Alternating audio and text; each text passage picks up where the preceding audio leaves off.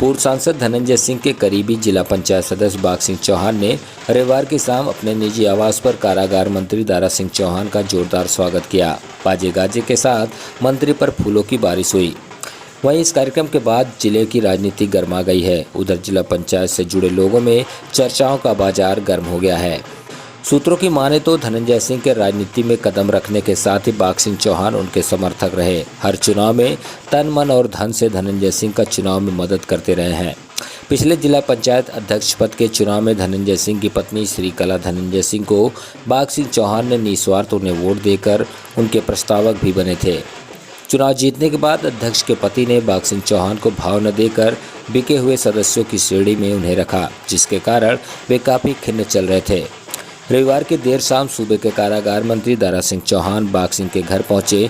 बाघ सिंह ने मंत्री का फूल मालाओं के साथ जोरदार स्वागत किया। फिलहाल क्या कुछ कह रहे हैं मंत्री दारा सिंह चौहान, आइए सुनते हैं।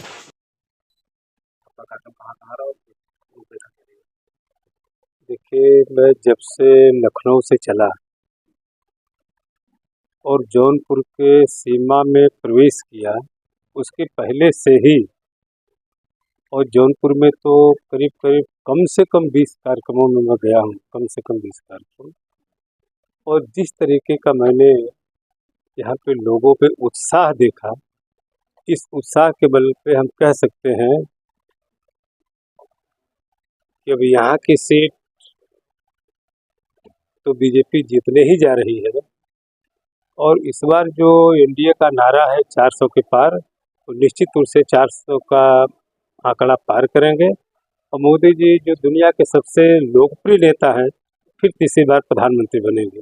ये सच साबित होता जा रहा है। समाजवादी पार्टी के अखिलेश यादव कहना है कि इस बार भाजपा को पूरी तरीके से खदेड़ा जाए। अभी उनके पास तो जो इंडी गठबंधन है, उनके पास कैंडिडेट नहीं है।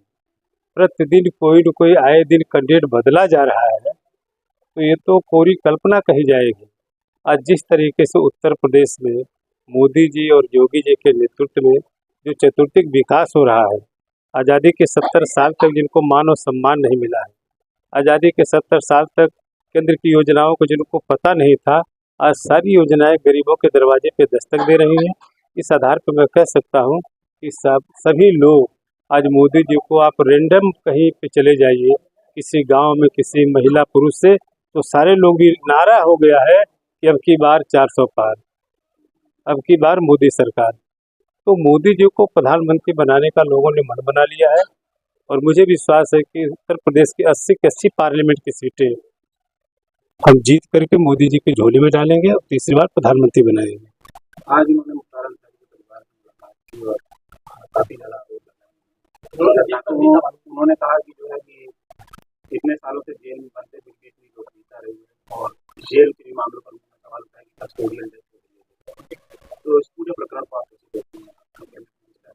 देखिए, विपक्ष है वो तो कोई न कोई अनर्गल प्रलाप करने के आदी हो गए। इसके अलावा आरोप के उनके पास और कुछ नहीं बचता है जनता के बीच में कहने के लिए। लेकिन भारतीय जनता पार्टी सकारात्मक राजनीति करती है, पॉजिटिव पॉलिटिक्स करती है। और मैं दावे से कह सकता हूँ, ठीक है, किसी के घर जाना, संवेदना व्यक्त करना, ये तो हमारे संस्कार और सभ्यता की पहचान है। लेकिन जो भी आरोप लगा रहे हैं वो निश्चित रूप से पूरी तरीके से बेबुनियाद है। इसलिए कि अभी न्यायिक जांच और प्रशासनिक जांच प्रक्रिया में है, इसलिए इस बीच में हम कोई प्रक्रिया व्यक्त नहीं कर सकते हैं। जल्दी परिणाम आने के बाद दूध का दूध, पानी का पानी हो जाएगा। वो कह रहे हैं कि धीमा जहर दिया गया और इस तरह के पॉइजन की बात सामने आ रही है, इस तरीके का आप क्या कहते हैं? ये मकान ये पूरी तरीके से बेबुनियाद है। ये आरोप पूरी तरीके से बेबुनियाद है। जिनके पास कोई इशू नहीं है सकारात्मक राजनीति का, वो इसी तरीके के नेगेटिव पॉलिटिक्स करते हैं। अभी भी यहाँ जेल से बात कराई जाती है, बातें सामने आ रही है। कुछ दिन पहले लड़ाई बराबर होते रहते हैं, क्या लगता है? अभी देखिए, ये आपने हमारे संज्ञान में डाला है, क्योंकि अभी तक विभाग की जिम्मेदारी मिलने के बाद मैं उसी दिन से 12 तारीख को विभाग की जिम्मेदारी मिली। मैं 12 तारीख को निकल गया तो महाराजगंज, गोरखपुर, आजमगढ़, मऊ, देवरिया, पड़ौना में घूम रहा हूँ। और निश्चित रूप से जो भी इसमें समय निकाल करके इस तरीके की जहाँ से शिकायत है, मैं पूरी तरीके से सरप्राइज विजिट करके इस तरीके का आरोप अगर कहीं मिलता है तो निश्चित रूप से ऐसे लोगों के खिलाफ जो है हम कड़ी कार्रवाई करेंगे। क्योंकि पूरी तरीके से योगी जी के सरकार में पारदर्शी तरीके से सारा काम हो रहा है। और आप लोग देखे होंगे जो पहले भी जेल में आरोप लगता था, जो मैं सुनता हूँ आप ही लोगों से, इस तरीके से खाने का जो भी वो है वो काफ़ी अपग्रेड हुआ है। और जो मेरा व्यक्तिगत मानना है कि हम तो उसके कस्टोडियन हैं, हम उसके संरक्षक हैं। और जिस तरीके से जेल में कैदी आते हैं, हमको उनकी नैतिक विकास करके एक इंसान के रूप में उनको बाहर जाने का रास्ता साफ करते हैं। इसलिए इस तरीके के जो आरोप अगर कहीं मेरे संज्ञान में अगर आएगा तो निश्चित रूप से ऐसे लोगों के खिलाफ सख्त से सख्त कार्रवाई करेंगे। बतौर कैबिनेट मिनिस्टर क्या कुछ रिफॉर्मेशन करना चाहते हैं इसको लेकर के कुछ? बतौर कैबिनेट मिनिस्टर क्या जेल में कुछ रिफॉर्मेशन करना चाहते हैं? कुछ ऐसा विजन हो आपका? कुछ नया बदलाव करने के बाद में कुछ देखिए, क्योंकि चुनाव आचार संहिता के नाते बहुत सारी बातें मैं नहीं कर सकता जो मेरे मन में है, लेकिन ये जरूर है कि हम आइडियल जेल बना करके आइडियल जेल बनाएंगे।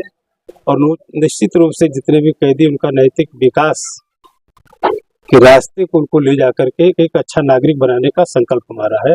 लेकिन बहुत सारे हमारे मन में, हमारी सरकार के मन में है किस तरीके से उसको अपग्रेड करने के लिए और नई नई टेक्नोलॉजी उनको रोजी रोटी से जोड़ने के लिए वन जेल वन प्रोडक्ट, जिस तरीके से वन डिस्ट्रिक्ट वन प्रोडक्ट है, उसी तरीके से हमको रोजगार से भी जोड़ने का काम कर रहे हैं। Thank you.